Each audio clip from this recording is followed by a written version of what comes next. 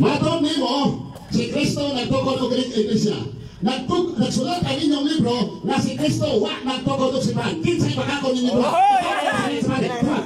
So argumento usbang utana. Maton nimo si Kristo nagtukod og iglesia. Ang inyong libro sinulat sa pare nga doon imprimador si Kristo wa nagtukod og simbahan. Kinsay ka magkakon ninyo libro? Ikaw pare. Nabungon mo sila itong akbar. Bakong imon, falso argumento usaba ang pamutana. Bakong imon na balika ang pamutana. Falso gani. Ang gigamit imong dokumento dili standard. Ang alibay ni Argesino maoy tinuod og insaktong palso mga higala og mga igsoon. Kay ngano, ang gigamit ni Brother Mitchell Bindilio para ipangutana kang Argesino sobra pa sa standard reference nga gibasihan ni Argesino. Kay ilahag yung mismong libro ang gigamit ni Brother Mitchell Bindilio.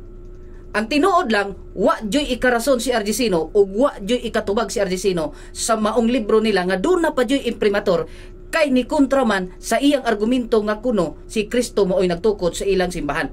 Pero ang ilang libro nagtugan nga wa di ay nagtukod si Kristo og simbahan. Kay kung atong dawaton nga palso ang paggamit sa maong libro ni Brother Mitchell Bindilio para sa ipagpangutana kang Argesino, sa ato pa kanang ilang paggamit sa mga libro sa Seventh-day Adventist para ipangutana sa atoa, palso sabna. Maong siya maoy tinuod nga palso. Dili ang pagpangutana.